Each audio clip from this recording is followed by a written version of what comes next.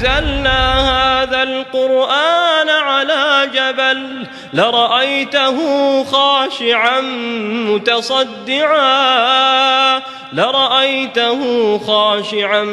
متصدعا من خشية الله وتلك الأمثال نضربها للناس لعلهم يتفكرون. Assalamualaikum good people. Welcome back to Ashraf channel guys. Alhamdulillah kita dah masuk bulan baru dah ni kan. Pejam celik bulan celik dah bulan 6 dah separuh dah tahun 2023 ni. Okay guys, hari ni kita nak cerita lain sikit sebab Acak rasa ini first time kita orang nak buat and kita orang dah kumpul beberapa cerita. Kita nak cerita something yang berlaku di atas udara sana. Orang-orang yang kerja dalam kapal terbang kan, pramugara, pilot, anak-anak kapal, mesti diorang ada rasa. That's why kita namakan untuk this week kita punya tajuk is cabin, which is cabin crew lah. Okay, korang layan sekejap lagi. Jangan lupa tekan like, subscribe juga hit bell notification. Kita layan intro macam biasa. Let's roll it.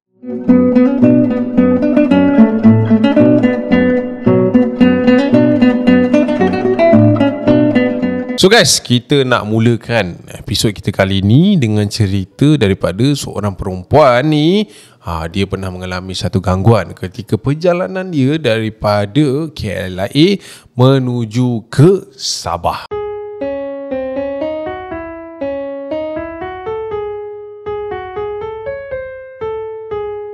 Menurut dia ataupun dikenali sebagai Soraya, ini kali pertama dia naik kapal terbang daripada KLIA menuju ke Sabah. Dia pernah lah naik tapi pergi tempat lain lah, macam Langkawi. Ini first time dia pergi ke arah Borneo sana, dia kata lah. Okay, so atas dasar kerja pada waktu itu, saya pun akulah benda pun free cap. Semua benda yang berkenaan dengan flight ditanggung. So saya tak sangka pula benda ini boleh terjadi kepada saya waktu flight saya selama 1 jam menuju ke Sabah sana. Bermula ketika saya sampai dekat KLIA. Kita tahulah KLIA ni besar kan, and kita dah settle check in apa semua, bag dah settle, luggage kita dah settle. Kita dah nak masuk ke dalam tempat untuk menunggulah waktu tu. Apa nama dia? Boarding. Nak masuk boarding lah waktu tu. Okay, kita akan beratur betul masuk boarding and akan dilayan satu persatu, and kita akan lepasi bahagian-bahagian tertentu sebelum kita sampai ke platform kita lah. Okay, sampai je saya dekat platform waktu tu penumpang tak ramai sangat. Adalah dalam 18 orang macam tu yang berada dekat dalam platform tu. Sementara menunggu flight kita pada waktu itu pukul 6.25 petang. Okay, saya tunggu waktu tu, memandangkan waktu tu pun baru pukul 6 suku 6.10 lebih kurang macam tu. And ketibaan pesawat pun dijangka agak lewat. Biasalah delay apa semua kan. Okay, tengah tunggu-tunggu ni cap, saya biasalah kita bosan kan, keluar telefon, tengok kiri, tengok kanan. And waktu saya tengah tengok kiri dan kanan tu cap, mata saya tertangkap oleh satu figure makcik ni yang berdiri seorang diri di sebelah pintu platform tersebut. Saya pun tengok lah, makcik ni seorang ke kan. Tapi tak adalah nak pergi tegur ke, tak adalah, just pandang je makcik tu. And nampak makcik tu dalam lingkungan umur dalam 60-an macam tu. So dalam hati saya ni, saya ingat macam ni mesti ada anak dia ni lah, sebab depan tempat platform tu toilet. So mesti anak dia pergi toilet ke apa, mak dia tunggu kat luar ke kan. So saya tak adalah fikir banyak. And then saya sambung semula bermain telefon pada waktu itu. Saya main telefon dan mata saya sekali lagi pandang ke arah pintu tersebut. And kali ni makcik tu sudah tiada di sana. So dalam hati saya macam makcik tu dah ikut anak dia lah kan. So saya pun tak tahu. Dan sampailah flight itu, giliran kami untuk naik, masuk dalam flight and then duduk, settle. Okay, and waktu saya tengah duduk tu cap, saya dah get ready lah kan. Sementara penumpang yang lain pun dah mula masuk apa semua. And pada waktu tu cap, mata saya terlihat makcik yang saya nampak tadi tu, dia berjalan ke arah saya pada waktu itu. Dia masuk flight tu and dia berjalan ke arah saya. So saya macam, sama flight. Nampak makcik tu jalan ke depan tanpa melihat kiri kanan lah. Biasa kalau kita nak tengok seat kan, kita macam dan ni tak ada. Makcik tu jalan sampai depan, and then makcik tu pun duduk di belakang saya waktu itu. So tak silap saya, seat saya E and makcik tu punya row F. Tapi bukan sebaris tau. Dia kan biasa kan flight macam ni kan, sebaris. Sini pun ada kan. Makcik tu kat sini, saya kat sini. Macam tu. So saya macam okay, makcik tu kat situ, okay lah, buat tak tahu je lah. Sebelah aku ada seorang lagi kakak, and then aku duduk je lah kan. Sebab kan seat dia 3-3-3 kan. And manakah seat saya paling ujung sekali cap. So saya pun macam nampak lah siapa yang berlalu dekat area masuk tu kan. So saya macam okay lah, dah fine lah, tak ada apa pun, tak ada apa yang pelik pun makcik ni. Tapi apa yang saya heran adalah makcik tu masih lagi bersorangan cap. Tak nampak yang dia ni sedang di apa ni, ditemani ke apa ke, tak ada. So saya pun duduk dalam flight tu diam-diam, and dah take off naik. So macam biasalah, bila dah take off ni dah petang, pilot akan gelapkan flight tu. And saya waktu tu pun ambil masa sebenarnya untuk berehat, dan saya pun sandarkan badan saya, dan mata saya pun dah separuh tutup macam waktu tu. And waktu tengah layan-layan mata tu cap, dah nak tidur apa semua, tiba-tiba saya dengar bunyi orang batuk. Macam tu. So saya macam okay, mungkin makcik kat belakang tu sejuk kan. Sebab bunyi dia memang daripada seat yang saya cakap tadi.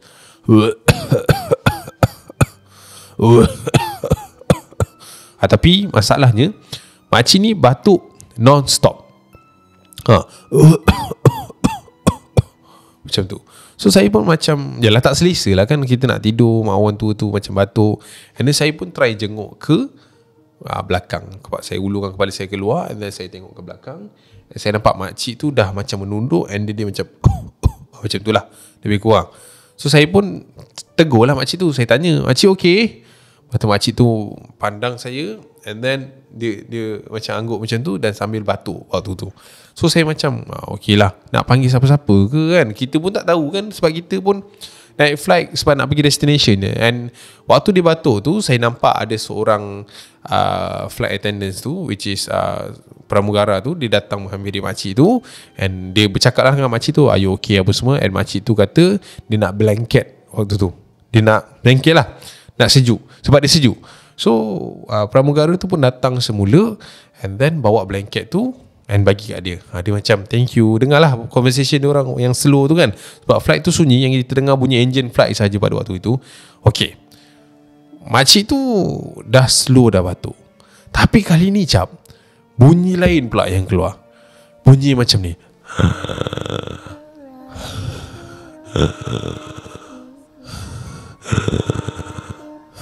Macam tu. Waktu tu saya dah seram dah makcik ni. Dan lain macam pula bunyi nafas dia kan. Tak tahulah dia tidur ke apa, tapi nampak yang macam dia ni belum tidur. Sebab bila dengar suara macam tu, saya try sekali lagi ulur kepala, dan saya jeling, saya nampak dia macam dengan mata yang terbuka dan mulut dia terbuka separuh macam tu. So saya macam okay, makcik ni okay ke tidak kan. So saya macam okay lah, buat tak tahu je lah. And then saya pun sandar dan terlelap pada waktu tu cap. And bila saya terjaga waktu tu, saya dengar announcement daripada pilot. And then saya pun macam okay, dia orang nak buka lampu. So dia orang buka lah lampu, tam. And then bila lampu dibuka, saya pun toleh ke belakang untuk tengok makcik yang batuk tadi. Sebab dia dah tak ada bunyi dah, senyap je kan. So saya tengok ke belakang, saya tengok blanket tu tengah tutup dia, sambil dia tengah macam tidur lah waktu tu. And waktu tu saya nak ke toilet cap. And seat saya, toiletnya di belakang pada waktu tu. And saya perlu pergi ke belakang. Toilet tu lebih dekat lah, toilet tu memang kat depan. Tapi kalau pergi belakang lebih dekat pada waktu tu. So saya kena melintasi lah makcik tu. So saya pun bangun cap waktu tu, and nak berjalan menuju ke toilet tu. And waktu saya berjalan keluar daripada seating saya tu, saya nampak kaki makcik tu terkeluar. Faham tak? Dia tidur tapi kaki dia terkeluar. Pramugari ni nak jauh lagi, nak sampai kan. So saya ni waktu tu macam malas nak fikir apa semua. So saya sebab nak kencing lagi pun kan. So saya pun berjalan daripada tempat seat saya tu nak menuju ke toilet tu. And berapa langkah selepas saya keluar daripada seat saya cap, saya tak tahulah macam mana kaki saya tersadung dengan kaki makcik tu tadi. Kaki dia terkeluar kan, tersadung. And then saya macam take a few step ke depan lah. Dia macam macam tu, lebih kurang macam tu lah. Dia macam terbabas sikit. Waktu saya terbabas tu, selimut yang tutup makcik tu pun jatuh ke bawah. And then saya pun lihat ke kanan, and waktu saya lihat ke kanan cap, saya nampak muka makcik itu dah biru. Bibir dah biru, mata terbeliak.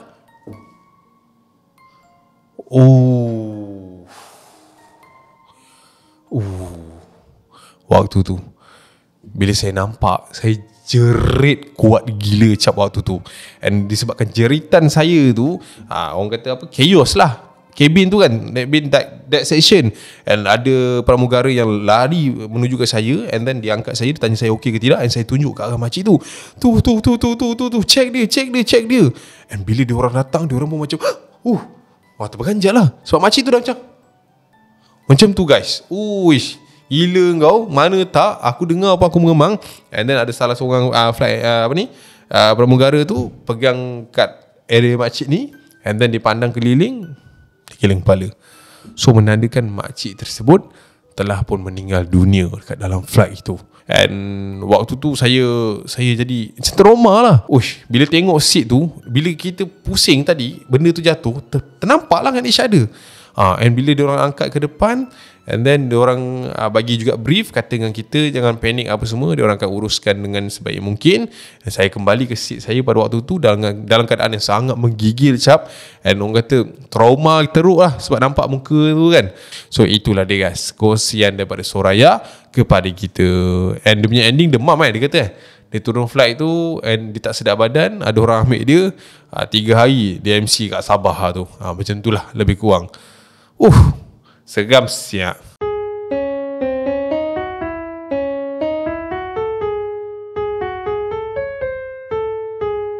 Okay guys, untuk cerita yang kedua ni, kita nak cerita tentang seorang pramugara yang fly daripada luar negara, which is Singapore, menuju ke KLIA pada waktu tu. Okay, aku tak sure sangat apa istilah-istilah yang dipanggil ketika mereka ni menjalankan tugas, tapi apa yang Zul ni bagi tahu, dia merupakan seorang pramugara yang lebih kurang 5 tahun macam tu kot dalam this Airways pada waktu tu. And waktu kejadian ini berlaku baru tahun 2014 2015 macam tu lah lebih kurang. Okay, back then lah kan, dia kata. Okay, dia ingat lagi satu peristiwa yang di mana waktu tu mereka ni harus bertolak daripada Singapura menuju ke Kuala Lumpur. And aku pun tak sure juga on this thing, but I just glad to share yang diorang ni, tak silap aku, ada satu penerbangan yang tanpa penumpang, which is diorang panggil penerbangan itu sebagai penerbangan dead heading. Maksudnya yalah, hanya anak kapal sahaja yang berada dekat dalam tu. Okay, so diorang akan buat lah penyelenggaraan, kira stok, diorang akan check itu ini, tapi yang ada kat dalam tu hanya mereka sahaja. Itu yang di-explainkan oleh Zul lah. Kalau salah, marah Zul. Okay, waktu tu dia kata kami ada lebih kurang dalam 8 orang macam tu anak kapal, and tak termasuk pilot lah. Pilot lah kan. Ini kita orang yang kat belakang tu, orang kata apa, buat kerja lah sikit-sikit. And then waktu tu kita orang take off dalam pukul 6.25 macam tu kot, tak silap. Lebih kurang macam cerita tadi je, dan 25, 6.40 macam tu lah, plus minus lah macam tu. Okay, so saya masuk ke dalam cabin tu. Waktu tu kita orang terus start kerja, ambil section masing-masing. Cerita dia bermula cap, di mana waktu itu kami berlapan di belakang itu sedang berborak. Biasalah, borak gelak. And kita tengok time dah sesuai untuk kami semua melakukan tugas masing-masing. Okey, dia ada section-section yang dibahagikan waktu tu. Saya ambil cockpit belah belakang, dan ada seorang lagi di depan, dan ada seorang lagi di tengah. Sementara waktu tu 2 orang di toilet lavatory, and 2 orang di galley, which is dapur, untuk check lah, untuk yalah susun selenggara lah tempat tu kan. Okey, Tengah buat ni cap, waktu tu saya terdengar bunyi yang agak aneh sebenarnya pada waktu tu. Di mana di belakang tu, kalau kita tahulah dekat atas flight, dia agak sunyi tau. Yang kita dengar hanyalah bunyi pressure angin. Bunyi tu je dekat atas tu. And bila saya tengah kemas-kemas dekat bahagian dalam kokpit tu, saya terdengar ada bunyi tapak kaki cap, berjalan melintasi belakang saya. Macam tu. So saya pun toleh ke belakang untuk pastikan siapa pula lalu belakang aku ni kan. Sebab section tu memang aku seorang je kat situ. And bila saya toleh ke belakang cap, tak ada apa-apa. So saya pun terus kemas. Dan pada waktu itu kawan saya yang berada di laboratory itu, 2 orang tu datang ke arah saya sebab diorang dah settle. So bila datang kat saya ni, dia orang nak borak lah. Kita orang borak. Waktu tu nak jadikan cerita, saya nak pergi toilet cap. So saya kata dengan dia orang, man, Ren, aku toilet dulu. Okay, Cun, kau jangan sepah-sepah, kita orang dah kemas. Tak adalah, aku nak kencing je pun. Okay, see you later. Okay, aku pun berjalan cap daripada kawasan tempat aku tu menuju ke toilet section tu. Sampai je kat dalam tu, masuk, and then settle kat dalam buang air. And waktu saya lepas buang air cap, saya pergi ke tempat macam bowl dia tu, sinki dia tu. And waktu saya tengah basuh tangan tu cap, waktu tu saya tertoleh ke arah bowl toilet tu. And bila saya tertoleh kat bowl toilet tu, saya ternampak dekat tepi bowl toilet tu ada tumpukan-tumpukan darah yang ada dekat situ. So saya macam, darah siapa pula ni? So saya macam, oish, diorang ni tak basuh betul ke? So saya pun ambil ada satu bowl ni, macam ada air sikit untuk saya taburkan dekat area situ lah. So bila dah hilang, saya pun keluar daripada toilet tu. And belum sempat saya keluar daripada toilet tu cap, ada seorang pramugara ni, dia macam berlari anak tau. Dia macam rushing masuk toilet, and then dia melepasi saya waktu tu. Saya macam kejap nak pergi toilet. Waktu tu, so saya pun keluar, and then saya duduk semula ke kawasan saya tu. And yalah, pintu toilet tu tertutup lah. Saya pun nampak lah pintu toilet tu tertutup sebab ada orang lain masuk. And then saya waktu tu tertarik dengan satu bunyi. Sebab saya kemas makin depan tau. So saya dah sampai ke satu row yang di mana dekat gila dengan toilet pada waktu tu. So saya dengar ada bunyi orang batuk kat dalam tu. Macam tu lah, bunyi yang sangat memualkan, mengonyolkan lah waktu tu. Saya macam okey tak okey mamat ni kan. Macam menakutkan kan. Siapa pula yang masuk tadi Aku pun macam pelik lah kan. Batuk pun main lagi dahsyat.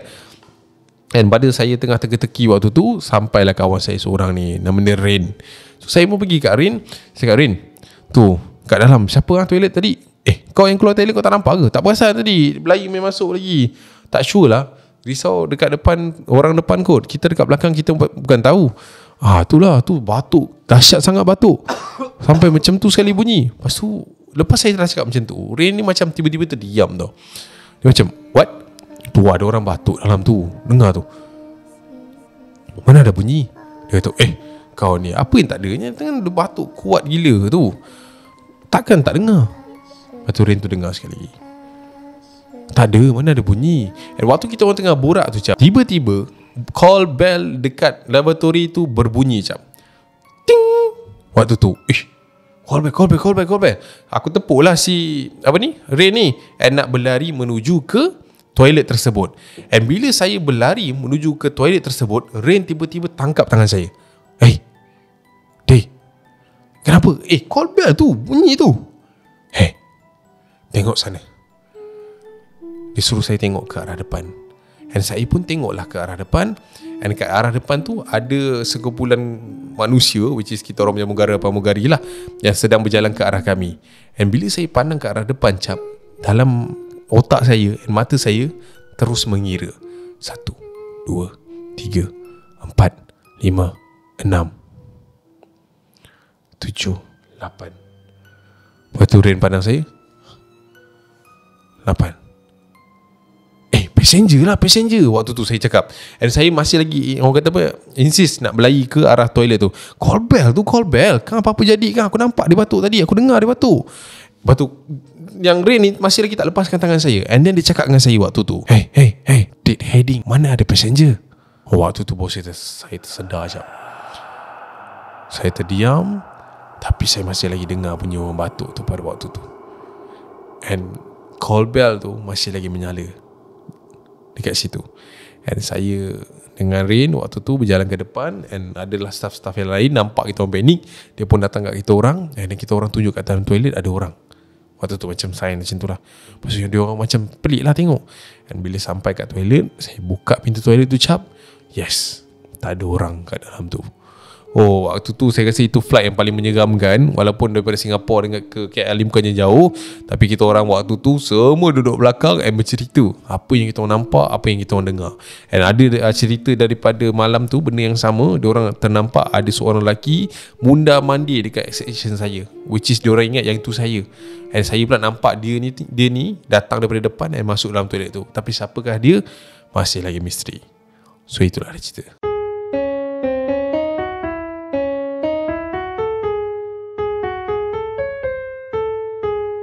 Alright guys, kita ada cerita yang terakhir ni. Tapi yang ni cerita dia agak straightforward, agak pendek juga sebenarnya. Okay, cerita daripada Joe. Nama dia Joe, and dia kata ini adalah pengalaman seram yang dia pernah lalui ketika flight dia daripada Johor Bahru menuju ke Indonesia pada waktu tu. Biasalah, mau liburan deh. So flight itu dia mengambil masa dalam lebih kurang sejam setengah ke sejam 45 minit macam tu. To be true, waktu tu aku seorang je sebenarnya naik flight tu. Which is bukan aku seorang lah, ada passenger yang lain. Tapi aku pergi ke Indonesia tak grouping, sebab waktu tu aku lambat 1 hari sebelum kawan-kawan aku ni dah pergi, which is 1 hari sebelum tu. Sebab aku lambat sebab aku ada kerja. So aku kena pergi 1 hari lambat daripada diorang lah. Okay, faham waktu tu naik macam biasa cap. Tak ada apa-apa yang pelik, tak ada apa-apa yang menyeramkan. Yang cuma pada waktu itu dalam keadaan aku tengah mencari sitting aku tu. And aku ni pun orang kata tak adalah kata alim sangat kan. Tapi bila aku sampai dekat row seat aku tu, aku ternampak ada seorang pak ustaz ni tengah duduk elok punya dekat window seat. And nampaklah dia pegang tasbih and dia berkopiah pada waktu tu. So aku pun masuk ke dalam row seat aku tu, and then duduk. Assalamualaikum. Waalaikumsalam. Hai. Senyumlah kan, berkenalan. And nak jadikan cerita pula, seat di sebelah aku tu kosong. So aku pun tunggulah, sebab nampaklah passenger lain tengah naik. Sampailah dapat announcement yang kita ni akan mendarat dan sebagainya. Masih lagi tak ada orang yang duduk di sebelah itu. Waktu tu tak silap aku dalam lebih kurang 5 ke 10 minit dalam flight tu, flight pun start take off. Lampu digelapkan pada waktu tu, and kita orang pun ready untuk berehat. Okay cap, nak jadikan cerita pada waktu tu aku tak boleh nak tidur. Sebab aku ni kalau naik flight, aku ada anxiety aku tahu. Aku macam cuak naik flight. So aku nak tidur tu memang agak mustahil lah. Sementara kat ustaz kat sebelah ni pun aku tak nampak pun yang dia tengah tidur. Cuma dia tengah tengok window keluar, and tangan dia masih lagi bertasbih lah pada waktu tu. Okay, tengah aku leka-leka cap main telefon apa semua, aku ternampak ada seorang budak kecil. Dia keluar daripada bahagian seat lebih kurang 4 row di depan aku. Aku nampak dia keluar, and then dia berjalan ke arah belakang, which is seat aku lah. So aku tengok budak tu normal, dia budak dalam lebih kurang 7-8 tahun punya umur. So aku expect dia nak pergi toilet lah.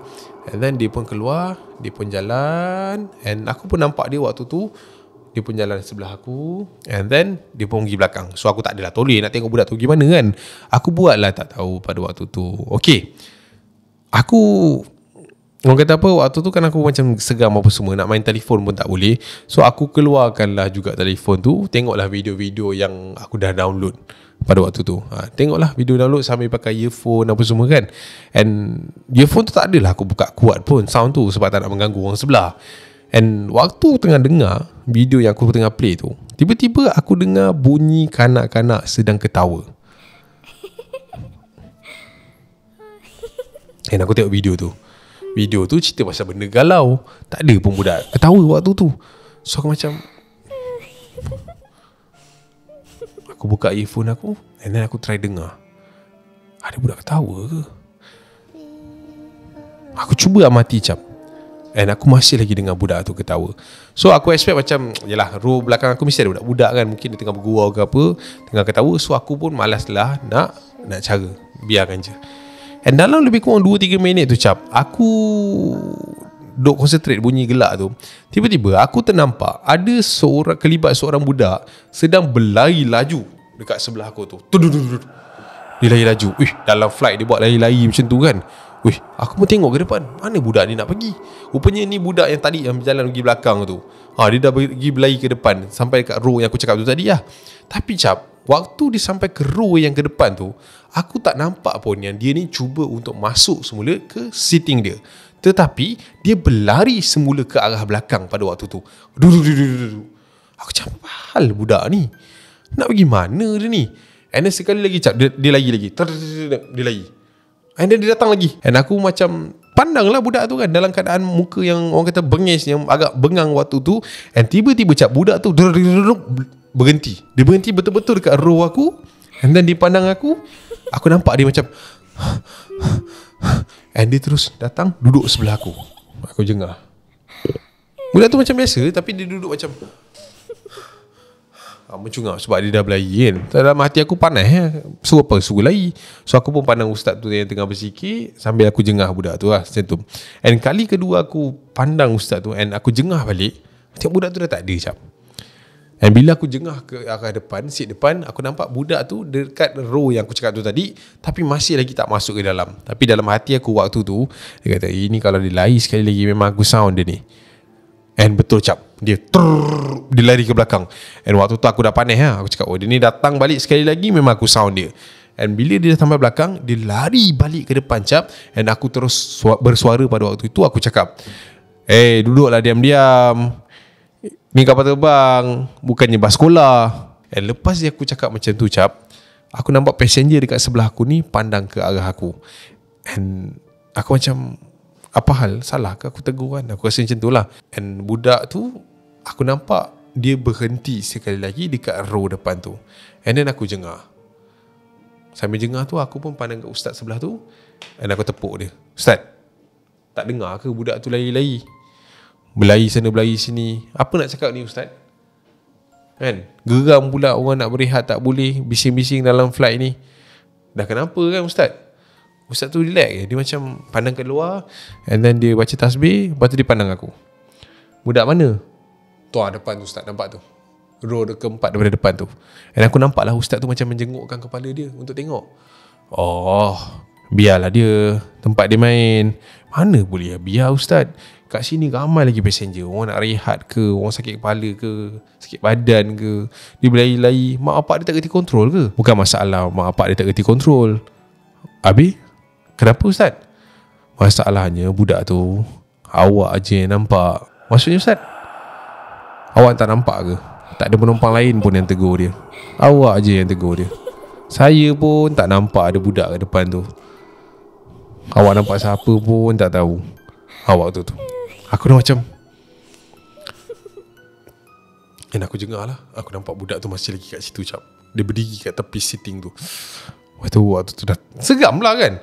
And lampu dalam keadaan gelap, sama-sama aku masih lagi nampak figure budak tu sampai ke kawasan yang di mana lampu tu dibuka semula. And then kita orang ni nak landing lah pada waktu tu. And waktu lampu tu dibuka semula, aku tak berani tau nak tengok ke depan. So aku macam pandang ustaz tu, aku pandang bawah, pandang ustaz tu, aku pandang bawah. And sampai je kita orang dah landing, and angkatlah bag tu kan, angkat bag, diorang nak keluar apa semua. So aku pun nak keluar, tapi dalam hati aku ni aku nak tengok ni row kat situ. And aku pun keluar, ustaz tu pun ikut. Aku jalan ke depan sampai ke row budak tu. Aku jeling ke arah kiri cap. Aku nampak budak tu sedang berdiri seorang. And then dia tunduk ke bawah. Lepas tu ustaz kat belakang kan. So aku macam, ustaz, tu nampak ustaz budak tu? Nampak budak tu? Asal dia duduk sorang-sorang tu? Kena tinggal ke apa? Betul ustaz tu tepuk bahu saya. And then dia cakap, Dah Jalan. Memang tuan dia nak tinggal dia kat situ. Kamu jalan. Oh. So itulah dia guys, perkongsian daripada Brother Joe ni. And aku rasa itu adalah satu pengalaman yang agak dahsyat lah sebenarnya. So itulah dia guys, 3 cerita daripada kabin. Kita tak tahulah kan, dia duduk terapung kat atas udara tu, mestilah ada kisah-kisah dia orang sendiri. So lepas ni korang nak cerita pasal apa, korang boleh komen kat bawah. Korang enjoy tak cerita kabin ni? Kita jumpa di video akan datang guys. See you. Assalamualaikum warahmatullahi wabarakatuh. Bye. Can you see me? Hello? Can you find me?